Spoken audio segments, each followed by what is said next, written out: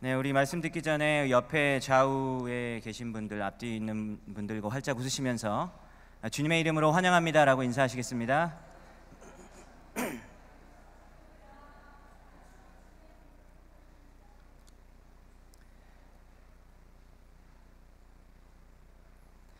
저희가 방금 읽은 성경 본문에는 이스라엘 북이스라엘에서 가장 악한 왕이었던 아합 왕의 아들이었던 아하시아 왕에 대한 이야기가 나오고요.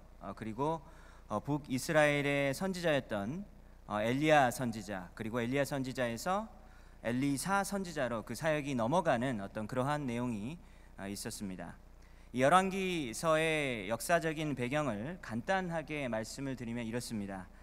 사울 왕, 그리고 다윗 왕, 그리고 솔로몬 왕으로 이렇게 내려오던 단일 왕국이 솔로몬 왕의 죄 때문에 북쪽 이스라엘과 남쪽 유다로 나누어지는 어떤 그런 심판을 맞게 되었습니다. 근데 그 중에서 오늘 본문은 남쪽 유다에 대한 얘기가 아니고요, 북쪽 이스라엘의 왕에 대한 이야기입니다. 북쪽 이스라엘의 왕 중에서 한 명이었던 이 아하시아 왕에 대한 내용이다라는 것이죠. 그리고 북쪽 이스라엘의 선지자였던 엘리야 선지자와 그리고 엘리사 선지자에 대한 내용입니다. 성경에서 가장 잘 알려진 선지자를 만약에 꼽을 수 있다면 엘리야 선지자 그리고 엘리사 선지자를 꼽을 수 있을 것입니다. 근데 저는 개인적으로 이 북이스라엘에 이렇게 대단한 선지자들이 활동을 했다라는 것 자체가 정말 은혜로운 것이다라는 생각을 늘 해왔습니다. 왜 그런 생각을 하는지 제가 설명을 드리겠습니다. 북이스라엘은 오랜 세월 동안 무시를 받았었던 어떤 그런 나라였습니다. 여러분들 요한복음에 보면요, 예수님이 우물가에서 한 여인을 만나는 내용이 있죠. 근데 이 여인은 6명의 남편이 있었습니다. 그리고 예수님과 대화를 나누고 있었을 때에도 이 6번째 남자와 같이 살고 있었을 때였었죠. 근데 이때 거기에 보면 이 여자가 예수님에게 이런 말을 합니다. 당신은 유다 사람인데 왜 사마리아 사람인 나에게 물을 달라고 하십니까? 라고 하면서 굉장히 의아해하면서 예수님에게 물어보는 장면이 나오는 것이죠. 한국만 지역 감정이 있는 것이 아닙니다. 예수님이 살던 그곳에서도 지역 감정이 매우 강한 어떤 그런 시대였다라는 것입니다. 남쪽 유다의 수도가 예루살렘이죠. 여러분들 북쪽 이스라엘의 수도는 어디인지 아십니까? 북쪽 이스라엘의 수도는 사마리아이죠. 그래서 이 예수님을 만난 여인은 자기가 사마리아 출신 사람이다라는 것이죠. 즉 북이스라엘 출신 사람이다라고 하는 겁니다. 그런데 남쪽 유대인 출신인 예수님이 자신에게 말을 거는 게 너무 의아한 거예요. 그래서 그거를 물어보는 장면이 나오는 것이었습니다. 예수님이 살았던 당시에는 이미 북쪽 이스라엘과 그리고 남쪽 유다는 망하고 없어진 지 벌써 수백 년이 흐른 다음이죠. 그런데 그렇게 세월이 많이 흘렀음에도 불구하고 여전히 지역 감정이 그때도 존재하고 있었다라는 것을 우리는 잘 알 수 있습니다. 선지자 엘리야와 엘리사가 활동했던 이 북쪽 이스라엘은 남쪽 유다랑 비교를 해보면 북쪽 이스라엘은 정말로 족보가 없는 그런 나라였었습니다. 신하가 왕을 죽이고 왕이 되는 그런 일들이 무려 8번이나 벌어졌었죠. 그래서 9개의 왕조가 북이스라엘 안에 있었다라는 것입니다. 그러니까 쿠데타가 일어났다라는 거죠. 북이스라엘 왕들은 이 다윗 그리고 솔로몬의 왕을 잇는 이런 정통 계보를 잇는 그런 왕들이 아니었다라는 거예요. 왕을 죽여서 자신이 또 왕이 되다 보니까 자기도 언제 죽임을 당할지 모른다라는 두려움 가운데 늘 살았습니다. 그래서 자기도 죽임을 당하지 않기 위해서 자기 라인이 아닌 사람들은 다 숙청해버리는 그런 일들이 굉장히 많았었다라는 거죠. 그런 분위기 속에서 나라가 제대로 돌아갈 리가 없습니다. 북이스라엘이 또 하나의 큰 치명적인 약점이 또 하나 있습니다. 그들에게 성전이 없었다라는 그런 약점이 있죠. 그래서 북이스라엘 사람들이 행여나 제사를 드리고 싶어서 남쪽 유다 예루살렘으로 내려갈까 봐 북쪽 이스라엘 정치인들은 단과 베델이라는 이 두 곳에다가 가짜 성전을 지어서 이렇게 제사를 드리게 하는 일들이 있었습니다. 그러니까 이런 모습들을 다 알고 있는 남쪽 유다 사람들이 북쪽 이스라엘 사람들을 볼 때는 저거 완전히 이단적인 어떤 그런 신앙을 가진 사람들이다라고 생각을 했다라는 거죠. 얕잡아 볼 수밖에 없었다라는 것입니다. 북쪽 이스라엘에 총 19명의 왕이 있었는데요, 성경은 말하기를 19명의 왕이 한결같이 모두 다 사악한 왕이었었다라고 성경은 기록하고 있습니다. 한마디로 북이스라엘은 처음부터 끝까지 하나님의 말을 지독히도 듣지 않는 그런 나라였다라는 것을 우리는 성경을 통해서 잘 알 수 있습니다. 그런데 바로 그런 북이스라엘에 하나님이 엘리야 선지자, 그리고 엘리사 선지자, 그리고 아모스 선지자, 그리고 호세아 선지자, 그리고 이름을 알지도 못하는 수많은 선지자들을 북쪽 이스라엘에게 이렇게 보내주시고 선지자로 세워주셨습니다. 바로 이 부분에서 하나님의 사랑과 은혜를 볼 수 있는 것입니다. 대놓고 반항하고 반역하는 북이스라엘이었지만, 그리고 늘 불순종하는 그 북이스라엘이었지만 하나님은 그들을 포기하지 않으셨습니다. 사랑받을 만한 일을 전혀 하지 않는 이 북이스라엘에게도 여전히 그들을 포기하지 않으시고 하나님이 그들을 사랑하셨다라는 이야기입니다. 그 사랑의 표시가 무엇입니까? 하나님이 북이스라엘을 사랑한 표시가 뭐죠? 하나님께서 계속해서 그 땅에 선지자를 보내주신 것이 바로 하나님이 그들을 사랑한다라는 표현인 거죠. 여러분들, 선지자가 어떤 일을 하는 사람입니까? 성경에 나오는 선지자들이 많이 있는데요, 성경에 나오는 선지자들은 어떤 일을 했습니까? 미래를 예언하는 일을 했었던 거 아시죠? 그리고 하나님께서 그들에게 주신 메시지를 백성들에게 전하는 일도 했습니다. 그리고 또 선지자가 하는 중요한 일 중에 하나가 뭐였냐면, 죄를 짓는 사람에게 너 지금 죄 짓고 있는 거야 라고 꾸중하는 일이 바로 선지자가 하는 일입니다. 그렇게 살다가 너 벌 받는다, 너 그렇게 살면 죽음의 길로 가게 될 것이다 라고 듣기 싫은 소리를 하는 사람이 선지자라는 것이죠. 그러나 그 선지자의 말을 들을 수 있는 것이 복입니다. 선지자의 경고의 목소리를 들을 수 있는 것이 복이다라는 것이죠. 왜냐하면 하나님이 그 인생을 놓지 않으시고 붙잡고 있는 그 표지가 바로 그 선지자의 목소리를 들려주시는 것이기 때문입니다. 우리 자신을 정직하게 한번 돌아보았으면 좋겠습니다. 우리가 북이스라엘이랑 뭐 다를 거 있습니까? 북이스라엘이 얼마나 죄를 졌는지 제가 많이 설명을 드렸는데요, 우리도 북이스라엘과 별로 다를 바가 없는 그런 존재들입니다. 그렇기 때문에 오늘 말씀을 읽고 나서 여러분들이 해보아야 될 질문이 있는데요, 그 질문은 바로 여러분들의 인생 가운데 선지자의 목소리를 내는 사람이 있냐라는 것입니다. 여러분들의 잘못을 지적하고 그렇게 살면 안 된다라고 말을 해주는 사람이 있냐라는 것을 물어봐야 된다라는 것입니다. 여러분들 위로해주고, 그리고 아픈 마음을 달래주고, 그리고 여러분들을 격려해주고, 그리고 여러분들이 처한 상황을 공감해주는 사람이 당연히 필요하죠. 그러나 내가 듣고 싶은 말만 해주는 사람들과만 어울려 지내면 그 사람에게 영적 성장은 기대할 수 없습니다. 자기도 모르는 사이에 저 멀리 죄악의 길로 빠져들 수밖에 없다라는 거죠. 심지어 자기가 지금 죄악의 길로 가고 있는지, 그리고 하나님과 멀리 떨어져 있는지조차도 알지 못하는 길로 들어설 수밖에 없는 것입니다. 선지자의 목소리를 듣지 않으면 그렇게 될 수밖에 없다라는 거죠. 반드시 그 일은 일어날 수밖에 없습니다. 그러므로 우리는 우리 삶에 진리의 소리를 말해주는 선지자가 필요합니다. 그래서 이거 알고 있어요. 선지자의 목소리를 들어야 된다는 것은 알고 있습니다. 그런데 선지자의 목소리를 듣는 것은 정말로 어려운 일이죠. 쉽지 않습니다. 왜냐하면 선지자의 목소리를 들으려면 큰 겸손이 필요하기 때문입니다. 저희 집에도 저에게 선지자의 목소리를 내는 사람이 있습니다. 사역자가 그렇게 하면 어떻게 하냐, 기도를 더 오래 해야지 왜 이렇게 짧게 하냐, 그러면 저는 뭐라고 반응합니까? 지나 잘하지, 이런 생각이 입 밖으로 나오지 않고 제 마음속에서 이렇게 메아리가 치는 것이죠. 나보다 5살이나 어리면서 왜 이래라 저래라 하는지 알 수가 없다라는 거죠. 근데 그 말을 듣고 곰곰이 생각해 보면 맞는 말이 많습니다. 처음에는 받아들이기 힘들고, 그리고 받아들이고 싶지 않아요. 그러고 싶지 않지만 그 말에 수긍하고, 그리고 저는 그 잘못에서 돌이켜야 되는 것입니다.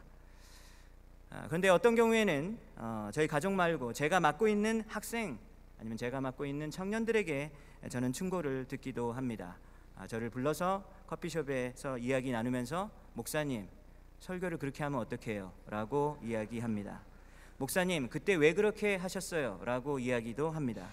저는 목사님의 의견에 반대합니다. 라고 이야기도 합니다. 그러면 저는 어떻게 반응하죠? 지가 얘기하면 안 되고 그 말을 잘 들어야 하는 것이죠. 그래서 여러분들이 열심히 하고 노력한 부분에 대해서 정직한 피드백을 듣는 것은 정말로 어려운 일입니다.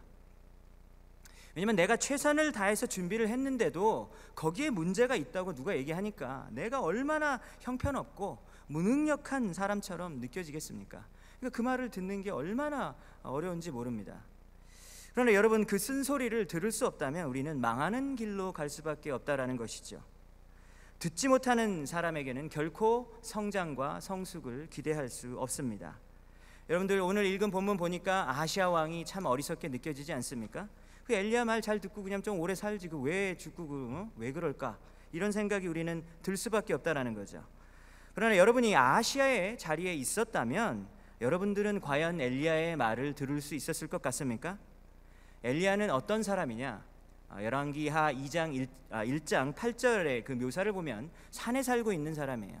산동네 사람이죠. 촌사람이다라는 얘기입니다. 그리고 털이 많은 사람, 이렇게 묘사가 되어 있습니다. 가죽 허리띠를 메고 있는 사람, 이렇게 묘사가 되어 있다라는 거죠. 외모적으로 보나 사회 지위적으로 볼 때 엘리야는 사실 보잘것없는 사람이었다라는 겁니다. 게다가 그 엘리야는 어떤 사람입니까? 아하시아 왕의 부모님을 죽인 사람이라고 아하시아 왕은 아들 입장에서 생각할 것 아닙니까? 부모님 살아계실 때 왕 하실 때 왕 정치할 때 계속해서 싫은 소리하고 막 반대하고 했던 사람이 엘리야 선지자잖아요. 근데 그 사람이 와가지고 얘기를 하는데 그 말을 어떻게 들을 수 있냐라는 겁니다. 너 때문에 우리 부모님이 처참하게 죽었다라는 그런 복수심이 불타오를 텐데 어떻게 엘리야 선지자의 말을 듣기가 쉬웠겠습니까? 정말로 어렵다라는 것이죠. 선지자의 충고를 듣는 일은 결코 쉽지 않습니다. 그러나 이 선지자의 경고를 듣지 않으면 반드시 망할 수밖에 없습니다. 내 백성이 지식이 없으므로 망하는도다 라고 호세아 선지자가 말씀하셨죠. 하나님의 말씀 그리고 하나님의 지식이 우리 인생 가운데 없으면 우리는 망할 수밖에 없다라는 것이죠. 실제로 아하시아 왕은 3번이나 신하들을 엘리야 선지자에게 이렇게 보냅니다. 산에 있는 엘리야 선지자에게 보내서 빨리 산에서 내려와서 우리 이야기 좀 하자. 그때 죽여버리려고 했었겠죠. 산에다 3번이나 사람들을 보냅니다. 그래서 자기의 말을 전하러 간 신하들이 무려 100여 명이나 다 죽게 돼요. 하나님께서 하늘에서 불을 내려서 이 100여 명의 신하가 다 죽게 됩니다. 이 엄청난 경고의 사인 아닙니까? 그럼에도 불구하고 아하시아 왕은 끝까지 회개를 하지 않았다라는 것이죠. 만약에 그때 아하시아 왕이 회개를 했다면 분명히 더 살았을 것 같습니다. 왜냐하면 하나님은 북이스라엘에서 가장 악명 높은 그 아합 왕이 잠깐 겸손한 기간이 있었거든요. 잠깐 아합 왕이 하나님 앞에서 겸손하고 있었을 때 하나님께서는 그것을 보시고 자비를 베풀어 주셔서 더 이렇게 그에게 심판을 내리지 않았다라는 말이 열왕기상 21장에 보면 나와 있습니다. 그러니까 사실 아하시아 왕도 그때 회개를 했다면 분명히 그 죄에서 돌이키고 그리고 하나님의 긍휼을 입을 수 있었다라는 것이죠. 그러나 끝까지 고집을 부리고 하나님께 대적을 했던 아하시아 왕은 끝내 자신의 병 때문에 다락방에서 떨어진 그 병 때문에 죽고 말았습니다. 여러분들의 인생에는 여러분들의 삶 가운데에는 선지자의 목소리를 낼 수 있는 사람들이 있습니까? 만약 없다면 이미 여러분들이 그런 사람들을 다 이미 다 쳐냈을 수도 있는 것입니다. 여러분들이 이미 그런 사람들을 이미 다 몰아냈을 수도 있다라는 것이죠. 더 이상 그들과 상종하고 싶지 않기 때문에 그랬을 수도 있을 것입니다. 여러분들 마음은 편할 수 있을 거예요. 그렇지만 그것은 굉장히 위험한 자리에 놓여져 있는 것입니다. 오늘 이 말씀이 여러분에게 정말로 하나님의 살아있는 말씀이 되기 위해서는 싫은 소리를 들을 수 있는 겸손함이 있어야 됩니다. 하나님 우리를 죄에서 돌이키기 위해서 주위 사람들을 통해서 말씀하시기 때문이죠. 하나님은 또한 성경 말씀을 통해서 우리 마음 가운데 찔리움을 주시기 때문이죠. 하나님은 또한 설교 말씀을 통해서 죄를 지적하시기 때문입니다. 하나님은 또한 여러 가지 경로와 통로를 통해서 우리에게 말씀해 주시기 때문입니다. 오늘 너는 그의 음성을 듣거든 너희 마음을 완고하게 하지 말라라고 시편 95편 7절에 나와 있습니다. 오늘 너희는 그의 음성을 듣거든 너희 마음을 완고하게 하지 말라, 마음을 굳게 하지 말라라는 것이죠. 고개를 빳빳하게 쳐들고 하나님의 말씀을 거역하지 말라라고 시편 95편 7절은 말하고 있는 것입니다. 여러분의 인생이 새롭게 되고 그리고 우리 교회가 새롭게 되기 위해서는 날마다 겸손하게 회개해야 합니다. 주님이 잘못을 지적하면 내 사회적 지위가 무엇이든지, 내가 어떤 분야에서 어느 정도의 지식이 있든지, 내가 돈이 얼마나 많이 있든지, 내가 신앙생활을 얼마나 오래 했느냐에 상관없이 머리를 조아리고 회개해야 하는 것입니다. 그렇지 못한 인생에는 밝은 미래가 없습니다. 그렇지 못한 인생은 반드시 죽음의 길, 사망의 길로 갈 수밖에 없다라는 사실, 오늘 우리의 마음속에 깊이 새겼으면 좋겠습니다. 그렇지 못한 교회에는 볼성 사납게 굳어버린 종교성만 남게 되는 교회가 되어버릴 것입니다. 블랙 가스펠이라는 한국 영화가 있습니다. 여러분들 보셨습니까? 가수 양동근 그리고 연기자 정준 이런 사람들이 나오는 영화예요. 별로 히트는 못 친 영화입니다. 근데 노래를 정말로 잘하는 찬양 사역자들, 한국의 찬양 사역자들이 미국에서 이 흑인 이 블랙 가스펠을 정말로 이 본토에서 배우고 싶어서 뉴욕 할렘가로 이렇게 그룹의 사람들이 가는 그런 내용입니다. 그래서 이렇게 다큐멘터리 형식으로 찍어진 영화인데요. 이 영화에 보면 닥터 하딩이라는 여자분, 저 교수님이신데요. 닥터 하딩이라는 이분이 예배 사역자시고요. 한국에서 온 찬양팀 한 명 한 명에게 이렇게 나오라고 한 다음에 노래 한번 해보라고 이야기를 합니다. 그래서 노래가 끝나고 나면 엄청난 독서를 퍼붓습니다. 사람들 많은 데서 정말로 무안을 많이 줘요. 정말 창피하게 완전히 자존심을 뭉개버리는 그런 말들을 한다라는 것이죠. 근데 이분이 일부러 그렇게 한 이유가 있습니다. 왜냐하면 이 팀이 머무는 기간이 짧은 그런 시간이었기 때문에 그 짧은 시간에 어떤 분명한 가르침을 주시기 위해서 이렇게 독한 말들을 그리고 따끔한 충고를 했었던 것입니다. 근데 이분이 이 영화 중에서 이런 말을 하는데 제 마음 가운데 크게 와닿더라고요. 근데 이분이 이런 말을 합니다. 알 만큼 안다고 확신하는 사람을 가르칠 수 있는 스승은 없다. 자기가 스스로 생각하기에 나는 알 만큼 알아 라고 생각하는 사람한테는 선생님이 없다라는 거예요. 아무도 그 사람은 가르칠 수가 없다라는 얘기입니다. 영어로는 teachability라고 얘기하죠. teachability. 그러니까 어떤 사람이 teachability가 있느냐 없느냐가 이게 굉장히 중요한 가치이거든요. 어떤 사람에게 teachability가 없으면요, 이 사람은 절대로 못 가르쳐요. 아무도 그 사람을 가르칠 수 없습니다. 정말로 불쌍한 사람인 것이죠. 가르칠 수 없는 사람은 멸망의 길로 갈 수밖에 없습니다. 그래서 오늘 이 말씀을 듣고 하나님 우리에게 주님의 음성을 들을 수 있는 겸손함을 주시옵소서라고 기도하고 다짐하고 결단하시는 여러분들 되시기 바랍니다. 오늘 말씀을 통해서 두 번째로 배울 점을 살펴보겠습니다. 그것은 바로 엘리사 선지자 엘리사의 간절함입니다. 2장 1절을 보면 여호와께서 회오리 바람으로 엘리야를 하늘로 올리고자 하실 때라고 했습니다. 하나님이 회오리 바람으로 엘리야 선지자를 하늘로 올리고자 하셨다라는 말은 무슨 말이냐면 이제 엘리야가 생을 마감할 때가 되었다라고 하는 그런 말입니다. 그런데 이 엘리야의 삶이 끝나는 방법은 우리 역사상 존재하는 이 많은 사람들, 모든 사람들이죠. 모든 사람들이 생을 끝내는 방법과 다른 방법으로 이 생을 마감했습니다. 하나님이 직접 데려가신 것이죠. 죽지 않고 하나님이 그냥 직접 데려가는 그런 방법으로 하늘로 올라갔습니다. 이렇게 올라간 사람이 한 명 더 있죠. 창세기에 있습니다. 누굽니까? 에녹이죠. 에녹 이렇게 있습니다. 그래서 하나님이 왜 에녹과 엘리야 이 두 명만 이 신체의 죽음을 거치지 않고 그냥 하늘로 데려가셨는지 우리는 알 수 없습니다. 왜냐하면 설명이 없기 때문이죠. 그러나 이 두 명이 평생 동안 하나님과 동행한 특별한 인물이었다라는 사실을 우리는 알 수 있습니다. 이제 엘리야가 죽고 나면 그 뒤를 엘리사가 그 일을 맡아서 감당을 해야 하는 것입니다. 이것은 마치 모세 모세가 끝난 다음에, 모세의 리더십이 끝난 다음에 그 다음에 여호수아가 그 뒤를 잇는 것과 비슷한 것이죠. 정말로 큰 리더가 다 일을 끝내고 나서 그 다음에 내가 리더의 자리로 들어가는 그러한 가슴 떨리는 그러한 순간인 것입니다. 그래서 2절부터 6절까지 보면 엘리야 선생님이 엘리사에게 3번이나 반복하면서 이런 얘기를 합니다.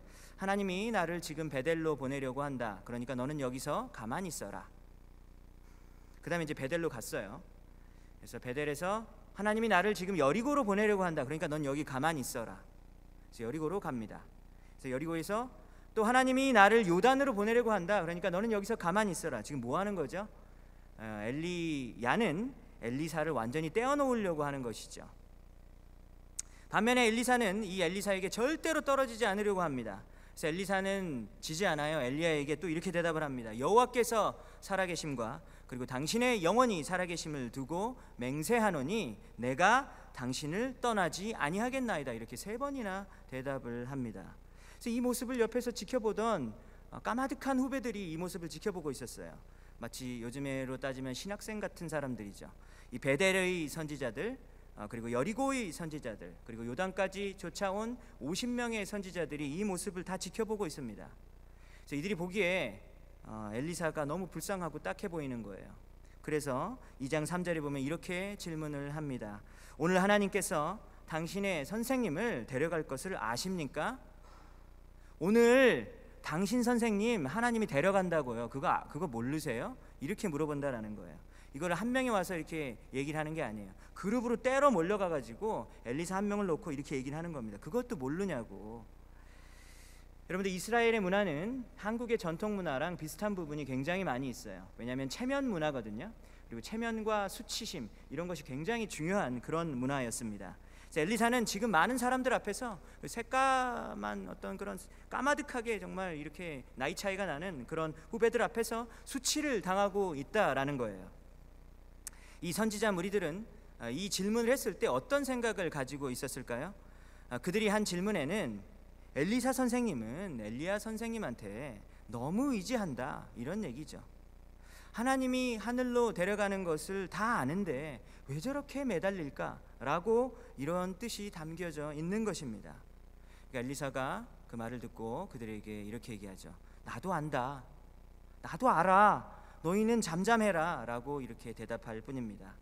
엘리사가 지금 돌아가는 상황을 모르고 있는 것이 아니다라는 것이죠. 엘리사가 도대체 왜 이러는 걸까요? 왜 이렇게 엘리야 선생님을 쫓아가는 걸까요? 그 답은 9절에 보면 나와 있습니다. 엘리야가 엘리사에게 그러면 이제 네가 3번이나 쫓아왔으니까 내가 너에게 어떻게 해줄까? 라고 물어보자 엘리사는 엘리야에게 그 유명한 말로 대답을 합니다. 뭐라고 대답을 하냐면 당신의 성령을 2배나 저에게 주십시오. 당신의 성령이 하시는 그 역사가 내게 갑절이나 있게 하여 주시옵소서라고 이렇게 구합니다. 이 갑절이다라는 말은, 갑절은 이 2배라는 얘기죠. 더블 포션입니다.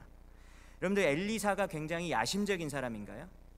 엘리야보다 2배나 사역을 잘하고 싶고 엘리야보다 2배나 더 기적을 일으키고 싶어서 이런 말을 하는 것일까요? 열왕기 하를 보시면, 열왕기하의 엘리사의 어떤 행적들을 쭉 보면요, 엘리사의 그 사역 내용을 보면 그렇지 않아요. 엘리사는 사실 자기가 그 사역한 내용들을 보면요, 자기 이름이 드러날 수 있는 그런 사역을 하는 사람이 아니에요. 정말 가난하고 힘든 사람들, 어려운 사람들 도와주고 그런 거 해봤자 별로 이름도 안 날 것 같은 그런 사역을 하는 사람이었다라는 것이죠.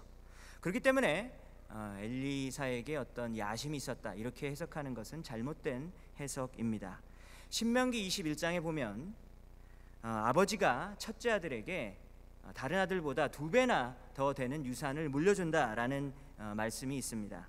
엘리사는 엘리야의 영적인 첫째 아들, 그리고 영적인 장자가 되고 싶다라고 이렇게 강하게 의지를 표현한 것이죠. 엘리야에게 임했던 그 성령이 나에게 임할 수만 있다면 길갈에서 베델, 그리고 베델에서 여리고, 그리고 여리고에서 요단까지 가는 그 수고스러움도 내가 다 감당할 수 있다. 선생님이 나에게 멀리 떨어지려고 하지만 나는 끝까지 포기하지 않고 끝까지 붙잡겠다라고 했던 것이 바로 엘리사의 마음이었던 것입니다. 게다가 이 일을 엘리야하고 엘리사만 알고 있었습니까? 아니죠. 여러 사람들 앞에서 수치를 당하는 일들이 있었다라는 거죠. 부끄러움을 당하는 일이 있었습니다. 그럼에도 불구하고 엘리야에게 임했던 그 성령을 자기는 너무나도 받고 싶었던 거예요. 그 열정이 너무나도 강해서 저는 그 성령 받고 싶습니다 라고 이렇게 이야기하는 겁니다. 저 같으면 이렇게 했을 것 같아요. 당신 말고 배울 데가 없을 것 같아? 다 집어쳐. 그러면서 그냥 확 떠났을 것 같아요. 여러분들도 그랬을 것 같지 않으십니까? 하나님이 나의 선생님이지 당신이 내 선생님인가? 뭐 이런 말 하면서 안 배워 그러면서 그냥 떠났을 것 같아요. 그런데 엘리사는 그러지 않았다라는 것이죠. 왜 그렇습니까? 엘리사는 겸손한 사람이었기 때문에 그렇게 할 수 있었다라는 것이죠. 엘리사는 영적인 것에 특출난 사모함이 있었기 때문에 그렇게 할 수 있었던 것입니다. 그래서 오늘 이 엘리사의 모습을 통해서 우리는 배워야 돼요. 오늘 이 엘리사의 모습을 보면서 여러분들도 스스로에게 이런 두 가지 질문을 해보았으면 좋겠습니다.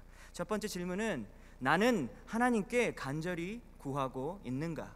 라는 질문이죠. 나는 하나님께 간절히 구하고 있는가? 이 질문은 어려운 질문이 아니에요. 그러니까 나는 기도하고 있는가? 이런 질문이에요.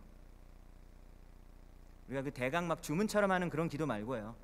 있잖아요. 하나님 아버지 잘 먹겠습니다. 감사합니다. 아멘. 뭐 이런 기도 있잖아요. 그런 거 말고 정말로 우리가 진심을 다해서 하나님께 올려드리는 그 기도, 내 삶에 정말로 제대로 된 기도가 존재하고는 있는가라는 질문을 내 삶 가운데서 정말 있는지 한번 잘 물어봐야 하는 것입니다. 여러분들 잘 알고 있잖아요. 그리고 혹시 여러분들이 구하신다면, 혹시 여러분들이 지금 하나님의 뜻을 구하고 있는 분들이라면 그 구하고 있는 내용은 어떤 것인지, 나는 어떤 것을 구하고 있는가, 이것도 질문해 보아야 하는 것입니다. 하나님이 귀하게 사용하시는 엘리야 선지자를 놓지 않으려고 하는 그 자세는 다른 거를 구하는 것이 아니었다라는 것이죠. 다른 것을 구하지 않고 뭘 구했습니까? 하나님의 은혜, 그리고 하나님의 능력을 구하는 것이었죠. 그리고 하나님의 성령을 구하는 그것이었습니다. 하늘의 것을 구하는 것이었다라는 것이죠.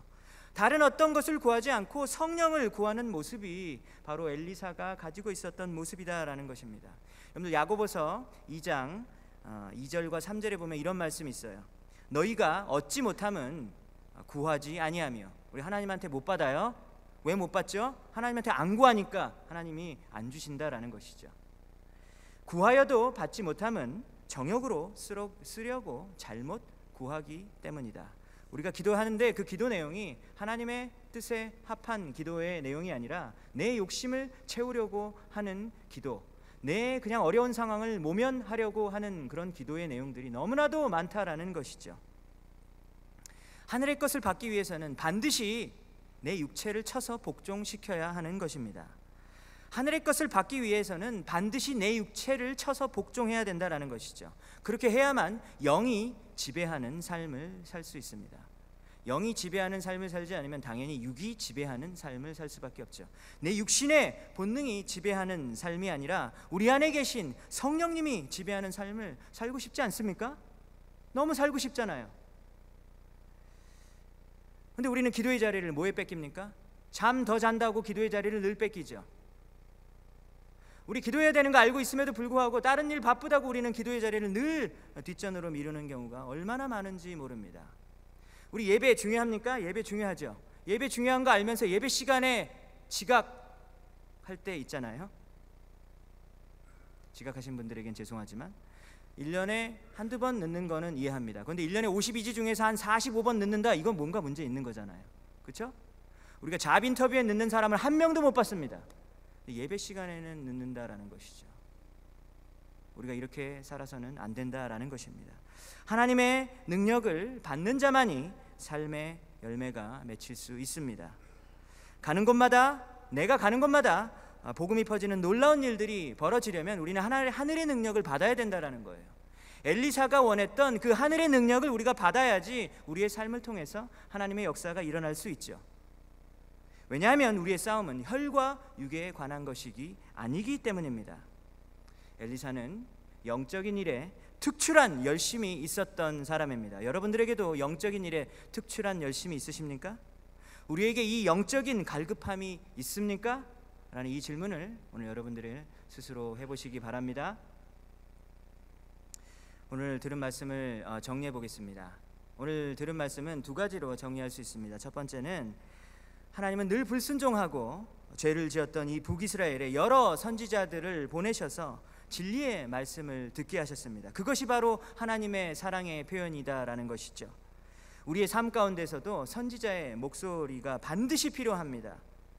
그러나 아무나 선지자의 목소리를 들을 수 있는 것이 아니죠. 오직 겸손한 자만이 하나님의 듣기 싫은 소리를 들을 수 있습니다. 듣기 싫은 소리, 그러나 꼭 들어야 하는 그 메시지를 들을 수 있는 것입니다. 하나님 말씀해 주십시오. 하나님 말씀해 주십시오. 제가 듣겠나이다 라고 겸손한 자세를 가진 여러분들 모두가 되시기를 바랍니다. 우리 두 번째, 우리 엘리사가 가졌던 이 특출한 열심입니다. 하늘의 것을 구하는 이 특출한 열심, 그러한 열심이 우리 삶 가운데 있기를 원합니다. 우리의 삶을 이끌어가는 그 원동력이 바로 그 다른 어떤 것이 아니라 우리의 삶을 이끌어가는 것이 돈 많이 버는 것, 우리의 삶을 이끌어가는 것이 나의 쾌락을 추구하는 것, 내 삶을 이끌어가는 것이 내가 살고 싶은 대로 사는 것이 아니라 하나님의 뜻대로 살고자 하는 그 거룩한 하나님의 사명의식이 끌고 가는 그러한 삶을 사시는 여러분들 모두가 되시기를 주님의 이름으로 축원합니다. 다 같이 기도하시겠습니다. 하나님 감사합니다. 오늘 주신 말씀 우리가 마음속에 깊이 새길 수 있도록 도와주시옵소서. 하나님, 우리가 말씀을 들어서 잠시 기쁨으로 받지만 우리 사탄 마귀는 이것을 시기하여서 우리가 들은 말씀 그리고 그 감동을 빼앗아 가려고 할 것입니다. 하나님, 우리의 말씀의 씨앗이 우리의 마음밭 가운데 깊이 심겨질 수 있도록 도와주시고 30배, 60배, 100배의 결실이 맺어져서 실제로 우리의 삶이 바뀌어질 수 있는 놀라운 일들이 벌어질 수 있도록 우리를 붙들어 주시옵소서. 하나님, 주님께서는 우리에게 수시로 말씀하시지만 우리는 너무나도 교만하여서 늘 고개를 빳빳이 쳐들고 하나님 앞에 그 음성을 듣지 않는 그러한 무지한 존재들입니다. 하나님, 우리를 불쌍히 여겨 주시옵소서. 우리의 삶 가운데 주님의 긍휼과 주님의 자비를 베풀어 주시옵소서. 이 모든 말씀 예수님의 이름으로 기도드렸습니다.